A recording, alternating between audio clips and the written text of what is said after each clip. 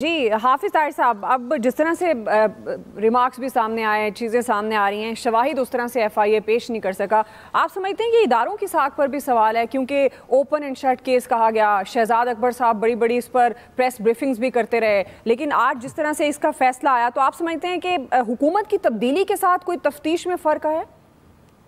बिस्मिल्लाहिर्रहमानिर्रहीम नहमदुहु व नुसल्ली व नुसल्लिमु अला रसूलिहिल करीम।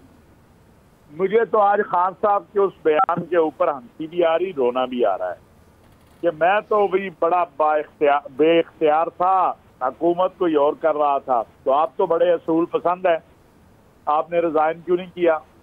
राणा सनाउल्लाह को किसी और ने इरवन के केस में अंदर डलवाया था या आपने डलवाया था? उसका तो ना आर्मी चीफ को पता था, ना जो वजीर दाखिला था उसको पता था। तो किसने डलवाया था राणा सनाउल्लाह पे जो है वो किसने डाली थी? आसन इकबाल साहब, जिनके बारे में मैं उन लोगों की बात करता हूँ जिनकी मैंने उस वक्त भी बात की थी और अल्हम्दुलिल्लाह इसी प्रोग्राम में भी की थी और इमरान खान साहब के सामने भी की थी। आसन इकबाल साहब, जिनके बारे में आप उसको कह सकते हैं कि वो गुस्से वाले होंगे, नहीं मिलते होंगे और कई एतराज हो सकते हैं, लेकिन वो आपा निसार फातिमा का बेटा, उसकी तरबियत ही नहीं है करप्शन करना। उसको आपने अंदर डाला, क्या निकाला आपने?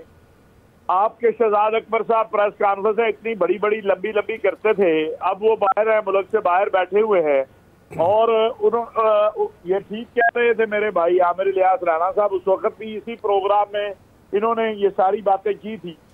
बात यह है कि किसने बरी किया है? अगर आपको अदालत जमानत दे तो वो ठीक है, और अगर शहबाज शरीफ साहब को अदालत बरी कर दे, मरियम नवाज को अदालत कहे वो मुल्क से बाहर चली जाए, वो अदालत गलत है।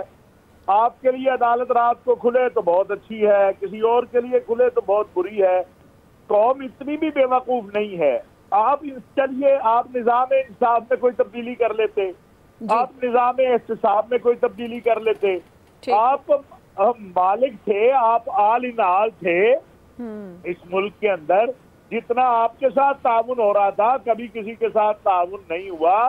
आप अपनी नाअहलियों को और अपने साथियों की नाअहलियों को अब औरों के कंधों पर न डालें। आपने जो हुकूमत की, अच्छी की, बुरी की, अपनी कामयाबियों को कामयाबियां कहें, नाकामियों को नाकामियां कहें, और ये बात माने कौम के सामने के एहतसाब के नाम पर इस मुल्क के अंदर जो सिलसिला शुरू है, वो उसमें सियासी बुनियादों पर, जाती बुनियादों पर एहतसाब का जो मामला है वो ज्यादा है, इंसाफ की बुनियाद पर कम है। और आप जो इंसाफ की बुनियाद पर भी एहतसाब होना चाहिए था, आप तो वो भी नहीं कर सके। तो आप अपने साथियों के बारे में क्या कहेंगे जिनकी करप्शन की दास्तानें आपको इदारों ने बयान की? आपने उनमें से किसी का एहतसाब किया? आप कहते हैं आप बेबस थे। आपके अपने लोगों की जो किस्से आगे आपको इदारे ने बताए, आपने उनके खिलाफ क्या किया? जहां आपने करना होता था वहां आप सारा कुछ कर लेते थे, जहां आपने नहीं करना है वहां आप औरों पे डाल दे, इसलिए कि वो बोल नहीं सकते। तो ऐसा ना करें, ऐसा ना हो किस दिन वो बोले तो बहुत सारा कुछ जो है वो खुल जाए। सही जी।